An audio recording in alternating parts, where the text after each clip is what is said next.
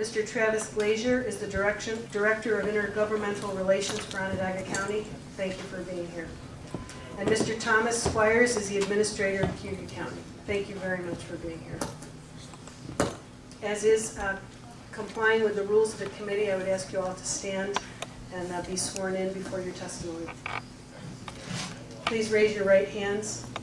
Do you solemnly swear or affirm that the testimony you're about to give is the truth, the whole truth, and nothing but the truth? I do. Please let the record reflect that the witnesses have all answered in the affirmative. Thank you very much. Please be seated. At this time, we will open up our hearing to all of you to give your opening remarks, and we'll start with Mr. McMurray.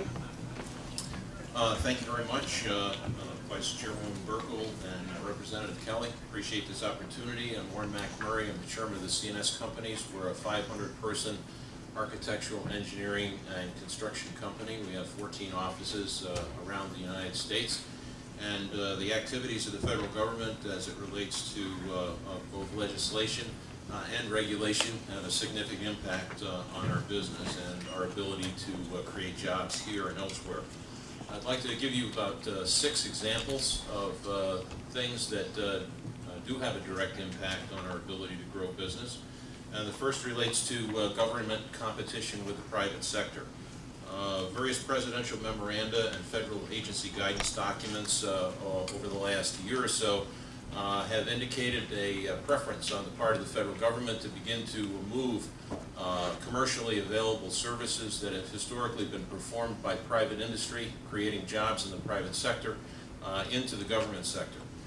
This is harmful to the private sector, especially to firms such as the CNS companies, and it places a heavy and needless burden on the taxpayers who are looking for ways to, in fact, reduce the size and the expense of government, much more so than to expand and increase it.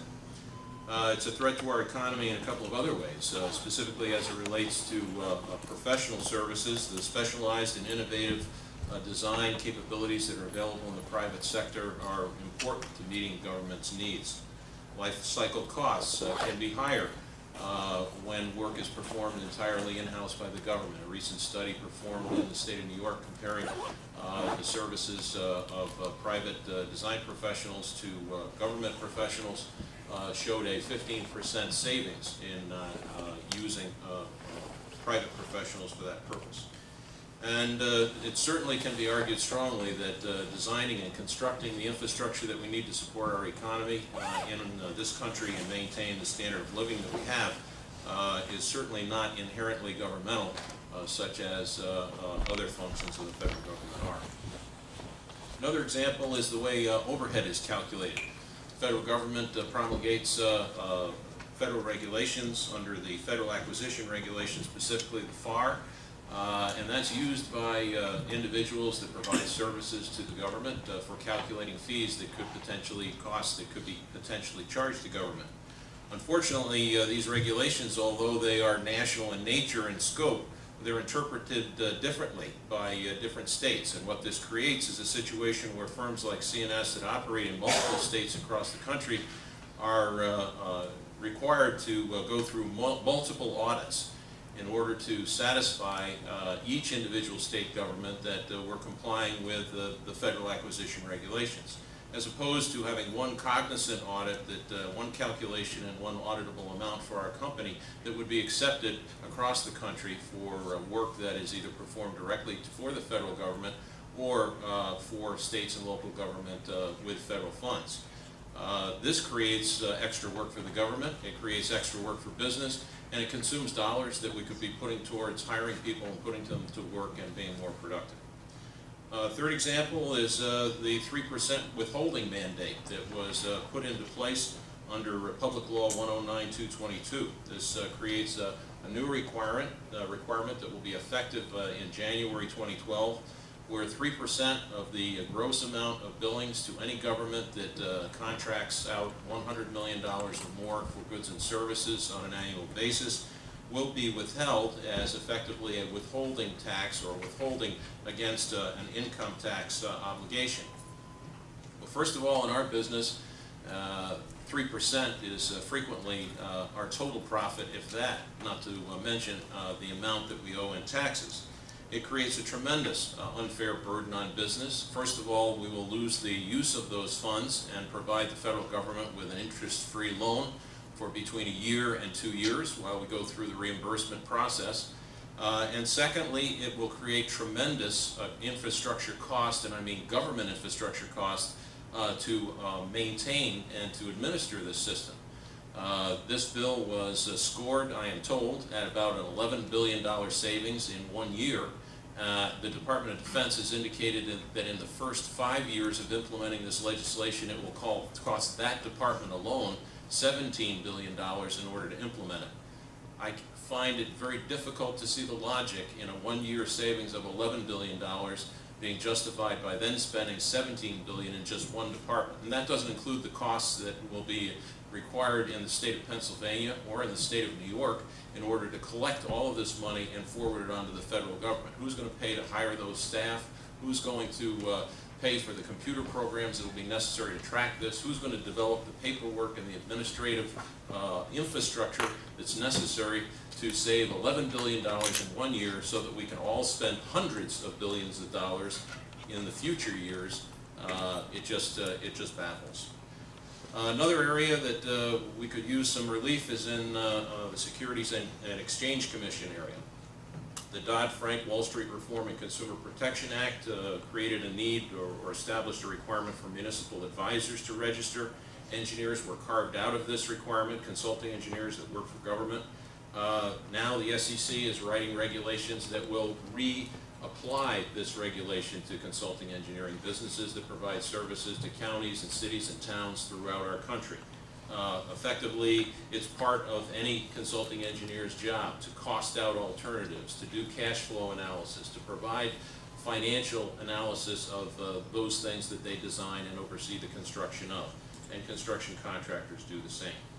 Improving the environment is another area. There have been numerous commissions, the latest of which was authorized under Safety Lou, the previous surface transportation legislation, that have come back and recommended streamlining of environmental permitting processes. So we were talking, or you were talking earlier about the EPA.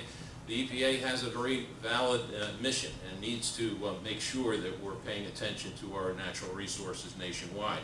But the reality is that when we have to do a draft environmental impact statement, a final environmental impact statement, when we have to have state regulatory review, city regulatory, town regulatory review, national review, we are superimposing review on review on review to the point where we're so buried in review that it takes 7 to 10 years to build a bridge over a creek out in the country that should take us 18 months to 2 years to design and construct and simultaneously go through the permitting process. We are burying ourselves in administrative cost and in delays that drive the costs up as well. The last item I wanted to mention is immigration reform. You've already heard other speakers, so I will be brief. We have 65,000 H-1Bs authorized nationally. CNS employs hundreds of engineers and scientists. We need access to those that graduate from colleges with engineering and scientific degrees in this country that are not necessarily U.S. residents and citizens. We need the availability of those people so that we can create additional jobs, more economic activity, and compete in a global marketplace, which is definitely what we have in the world we have today. So thanks for conducting these hearings, and thank you for listening to my comments. I'd be happy to answer any questions that you have. Thank you very much. Mr. Glazier? Madam Chair, Representative Kelly, thank you very much. Thank you for the opportunity. Sorry, by the way, I'm speaking on behalf of Deputy County Executive Matt Millay, who wasn't able to be here today. He's the Deputy County Executive in charge of Physical Services for Onondaga County. Thank you for the opportunity to appear before the committee today. I thought this would be a good opportunity to discuss the impact of federal mandates on our municipality, specifically how federal mandates that provide one-size-fits-all approach have created waste and inefficiency in the use of tax dollars and drive up property taxes. Onondaga County has strived to provide its residents with a clean, healthy, and safe place to live. As with many historic urban areas, our county and city have had to deal with the challenges of environmental cleanup, aging infrastructure, and decreasing population base to support these needs. Despite these challenges, we have made monumental strides towards cleaning up our lakes and modernizing our infrastructure for wastewater treatment. However, despite all these efforts, Onondaga County continues to fight an uphill battle. This is due in part because federal mandates that fail to take into account an analysis of costs and benefits tied to mandatory regulatory actions, and that can result in scarce tax dollars being spent in compliance measures that are neither effective nor equitable. One example concerns the federal government's apparent efforts to pursue uniform national nutrient control standards for surface waters across the country. Reliance on approaches that do not account for varying ecological conditions on nutrient pollution in different water bodies, and the use of one-size-fits-all technology approaches to address nutrient pollution problems can result in major public expenditures with little or no improvement in water quality. Site-specific factors, the costs of controls, and current economic conditions all call for approaches other than mechanical application of outdated command and control methods. Onondaga County and the city of Syracuse, like many communities across the country, support aging infrastructure systems.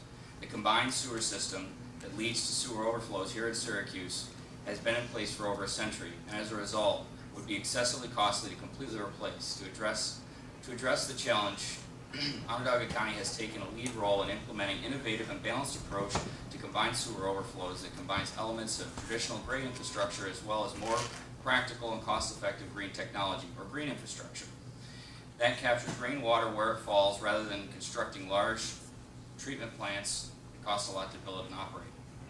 The challenge we face is applying innovative and cost-effective approach to combined sewer overflow is that regulatory community is geared towards decades-old traditional technology approaches that can be somewhat inflexible and resistant to integrating these new innovative approaches and practical compliance schedules, design approvals, and compliance monitoring methods. Regulatory guidance documents and compliance criteria have not been written for the new green technologies. This inhibits the pursuit of more cost-effective approaches to these widespread challenges. Another example is the EPA needs to establish a national sanitary sewer overflow wet weather policy that incorporates cost-effective, realistic wet weather-related standards. SSOs, sanitary sewer overflows, are overflows of sanitary sewers resulting from a number of factors, including significant wet weather events such as heavy rains and rapid melting snow pack, or the combination of the two. Currently, there are no EPA-approved national wet weather standards, and this has left wastewater collection systems such as the county's vulnerable to enforcement actions following record-setting weather events that exceed the approved design standards, even after the district has expended millions of dollars to construct the projects whose design has been approved by the permitting authorities. In Onondaga County, wastewater treatment is supported by usage fees. The costs and penalties for noncompliance and infrastructure improvements drive up these user fees. These user fees, combined with the excessive property tax burden in our region, have created an unfriendly business environment. From the perspective of a local municipality, there's no local control over these mandates. While Onondaga County has been in a monumental effort to mitigate these issues around CSOs and ensuring clean water, the residents are still penalized for situations that are the result of circumstances out of their control. In closing, there are significant benefits to federal regulation.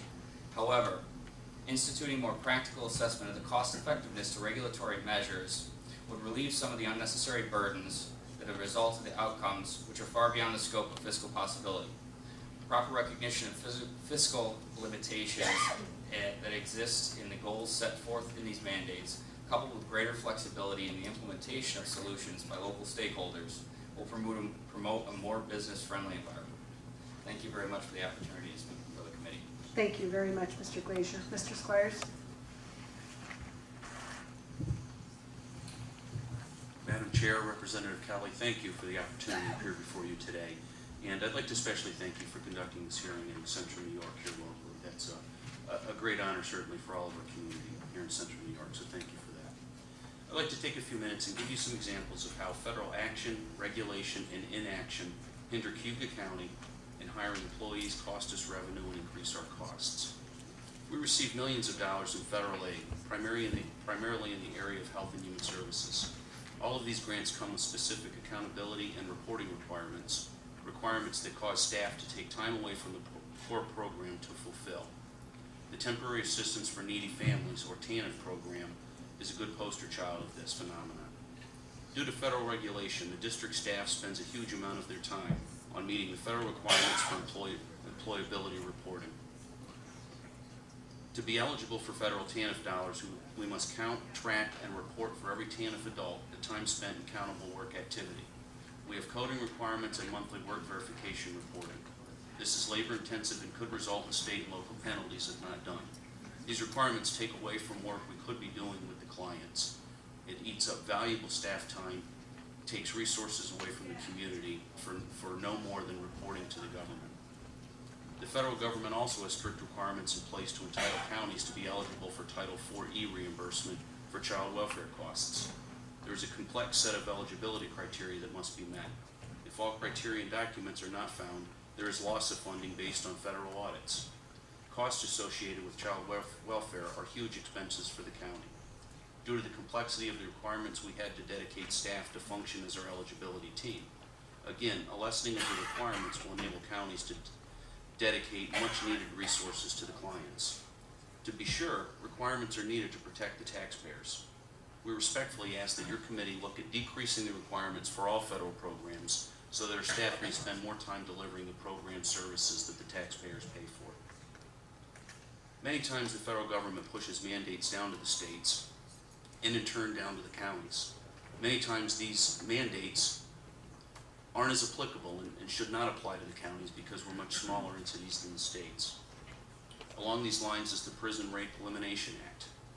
While noble in title, this act is filtered down to local jails, requires additional documentation, investigation, and reporting that frankly is not necessary at the county level.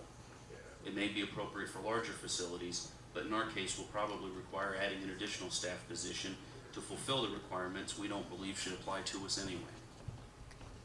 In some counties, Indian nations have been allowed to sell tobacco products and gasoline exempt from sales tax. In our county, the cost is measured in the millions of dollars, as well as lost jobs and commerce to businesses that comply with the sales tax law. The Cayuga Indian Nation has applied to the Bureau of Indian Affairs for land in Seneca and Cayuga counties to be taken into federal trust. These counties in the state of New York have repeatedly and vehemently opposed these trust applications because their approval would impose a sovereign Indian reservation on the counties, which would mean not only land coming off the school, town, and county tax rolls, but the uncontestable opening of Class II electronic bingo parlors, thus bringing gambling to counties that do not want it. It would also totally remove local jurisdiction over the lands placed in trust. House Bill H.R. 1231 would allow any federally recognized Indian tribe to be granted land in trust. The Cayuga Indian Nation was not federally recognized in 1934 and would not be eligible to have land placed into trust, except for a provision in the bill called the carcerary fix. We strongly urge all members of the House to oppose this carcerary fix provision in the bill. I'd like to mention briefly unemployment. Somewhat regularly, Cayuga County decides to not hire when the position may be temporary or seasonal in nature. There is a local cost to unemployment. The decision to not hire is always driven by our desire to avoid the cost of unemployment. In some of these cases, the position may have the potential to turn into a permanent position. Unfortunately, too many times you aren't able to go down that road and explore that option. I would urge the committee to change the eligibility requirements for unemployment or decrease the local share to allow us to put more people to work. In closing, I would like to thank again the committee for giving me the opportunity to be here today. On behalf of Cayuga County, I thank you for all the support from the federal government and ask that you continue your hard work in finding ways to reduce the federal impediments to the efficient operation of local government. Thank you, and I'd be happy to answer any questions. Thank you all very much, and thank you for your testimony this afternoon. It's interesting because this morning we had a hearing over in Monroe County and in Irondequoit, and we heard from Monroe County, the county executive, and we also heard from the sheriff of Wayne County, who many of their issues were very similar to yours. But the interesting part, and we even heard it from the panel that preceded you, these rules and these regulations are made without the players being at the table. And these unfunded mandates create such a burden on the counties and the local governments and the taxpayers without them having any say in how those programs are going to be executed. We got onto the topic of Medicaid in Monroe County this morning, which is a separate hearing. My first question is to Mr. McMurray. I'd like to have you explain to us this SEC registration of municipal advisors. So are you saying that pursuant to Dodd-Frank, that engineering firms are now going to be treated as if they were financial advisors? Now, the Dodd-Frank indicated in Section 975 that they were exempting engineers providing engineering advice, and that was because Congress recognized in the preparation of the legislation that what was targeted here were financial advisors, people that are advising on bank financing, people that are advising municipalities on bonding, on how they should, what types of financial structured deals should be used for public infrastructure. And that, of course, is not the practice of engineer and construction companies. That's the practice of banks, that's the practice of financial folks. And so Congress specifically carved out the engineering and construction industry. What's happening is that in the rulemaking that's going on now that the SEC is putting in place, is they're kind of expanding the definition or redefining much of what consulting engineers do for municipalities all over the country. They're redefining that now in terms that would require that we all, we in the consulting engineering business, obtain these municipal advisor certifications. And so it's just another example of, I think it's an example of two things. One, of the Congress being wise and carving it out, but it's also an example of how even when Congress is wise and makes sure that something is appropriate, that when it comes to rulemaking, it can get bifurcated.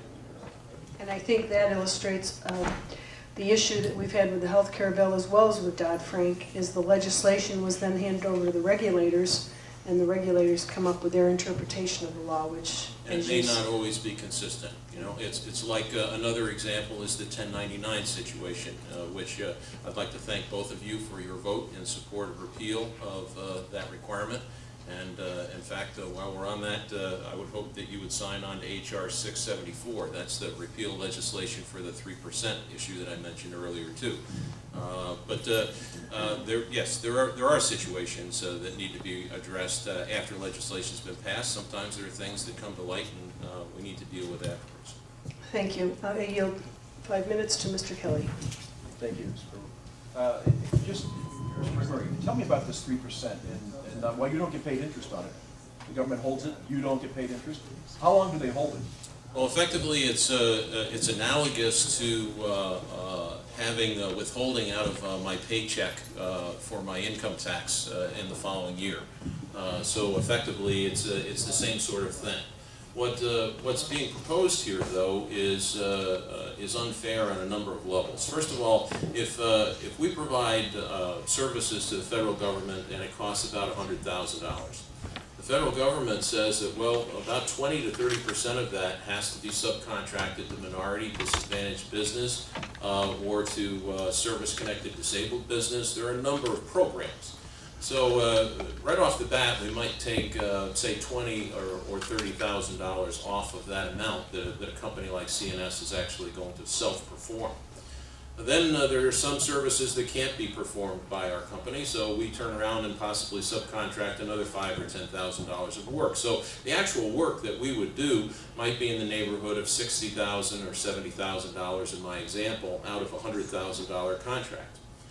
Now, if we are lucky and we make the average profit on this type of work nationally, that's going to be someplace in the 5 to 10% range. So if we take, say, $60,000 and suppose we made 5% on that, that's $3,000. That's $3,000 in profit. Our income tax obligation for that $3,000 might be 20%, 30%, depending on what corporate rate we're paying. So it could conceivably be $1,000 in my example. Well, the federal government, this law will require us to have $3,000 deducted right off the top. And the federal government will then hold those $3,000 until we file our income tax and get that refund, which will be at least a year. And depending on when the services are provided, if they were provided at the end of a tax year, you follow me, or at the beginning of a tax year, it could almost be 2 years before you get the money back. And of course, under the federal acquisition regulations, to make things even worse, if we do go out and borrow that money so that we can meet payroll and pay our light bill, the federal acquisition regulations, FAR, does not allow us to calculate interest as an eligible overhead expense, so there is no way that we can recover the interest on that money. So effectively that comes out of our pocket. So in order to meet payroll and pay our employees and potentially add additional jobs, it's just another rock being thrown under the wheel. So your cost of operation then is affected by this. So is that something, when you do a government contract, you have to actually bid it higher than you would normally bid it to a normal entity to cover that 3%? Because effectively your cost of operation, or your, the gross versus the net, I understand completely. You have to somehow recoup that. We have to or try. you just walk away from the business. We have to try, or we have to make a decision that we can't work on that particular work for the federal government. And that's going to hurt the government and hurt our taxpayers because there'll be less competition. And that's not an attractive alternative either. Mr. Glazer, I just want to ask you real quick, because I come from a community that's aging also. And when we talk about this problem we have with stormwater and we have wastewater and everything else, let me ask, is there any type of remedial program? Because what I see is that the property transfer from people who own those houses, usually they're seniors, in order for them to, there's some point in their life where they're going to sell where they've lived and they're going to move into another entity, or another lifestyle. That has to be fixed usually before they can sell the house, does it not? If there's a problem where the downspouts are tied in? Yeah, the downspout. In fact, in Onondaga County, excuse me, we've just begun a proactive downspout program. And I'm coming up short with the name of the program, but the program is going to go deal with specifically that as houses. We've added a local law that when houses are sold, there's an inspection to ensure for specifically that purpose.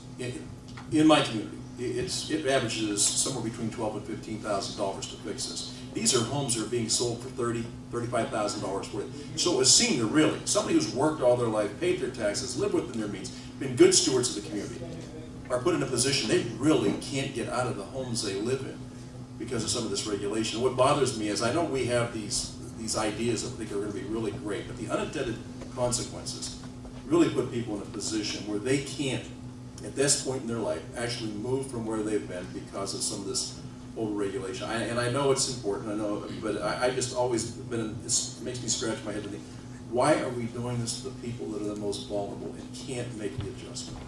Well, I think from our perspective, one of the main criticisms we have is that there's everything's end of spout regulation and measurement, as opposed to helping to try and find ways, as we're proactively attempting to do, which is try and mitigate the issue where it begins.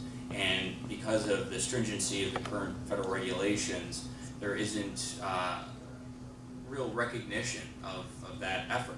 They just sit at the end of the spout and measure.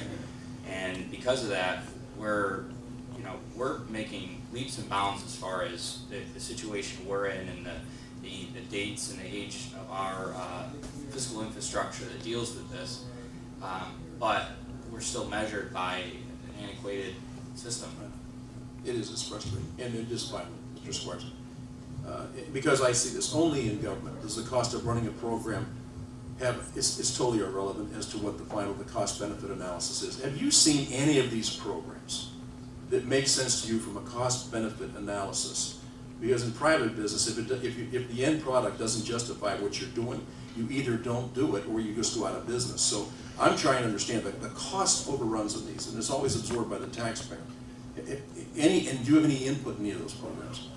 We don't. We don't have a lot of input as far as the regulation, the requirements, and the accountability and reporting and all of that stuff. And I think you're right with the point you're driving at, is that the cost of the program becomes so enormously expensive compared to the actual benefit that flows to the intended beneficiaries of the program. It's frustrating for us when we have a whole pile of regulation, reporting, and tracking and so forth, and information that needs to be given. and it costs us employees. It costs dedicated staff to do that. Chair Burkle referenced earlier that government should not be the driver of jobs, and I absolutely agree with that. That being said, there are going to be jobs that are paid for and come from the government. It's frustrating when we have to increase the number of jobs that government pays for, that we tax people for things that we wonder if it's just jobs that put together a bunch of data that sit on someone else's desk and they can check off on their checklist, okay, we got it, things must be fine. That's not the reality of the situation. What we wonder sometimes is if we got less money from the federal government, the state government, passed through the state government, if we got a little bit less for the program and we were relieved of a lot of the reporting requirements and a lot of the tracking and a lot of the administrative requirements, I think we would be further ahead because we could have fewer people on our payroll that we're taxing the taxpayers for, and we would end up giving more benefit to the intended beneficiaries. Thank you. Just to give an illustration of your cost-benefit analysis, we spoke recently to a school superintendent, and he received a federal grant of $40,000, and he said that in order to comply with all of the strings attached to the $40,000, it was going to cost him close to $200,000 to administer that regulation, or that grant. So the cost-benefit analysis is certainly something that needs to be done more. Just I have one last question, because it came up this morning in Irondequoit, Mr. Squires, the Prison Rape Elimination Act. I asked Sheriff Virts over in Wayne County if it was his understanding that there was any way for the county jails, the smaller entities, to opt out of this law. He did not think so. I don't think so. I spoke to our sheriff, Sheriff Dave Gould in Cuyahoga County, and this is something that he's looking at. Our interpretation is it absolutely applies to us. We're a small facility. We're not a state facility. You know, incidents happen in jails, you know, violence and so forth.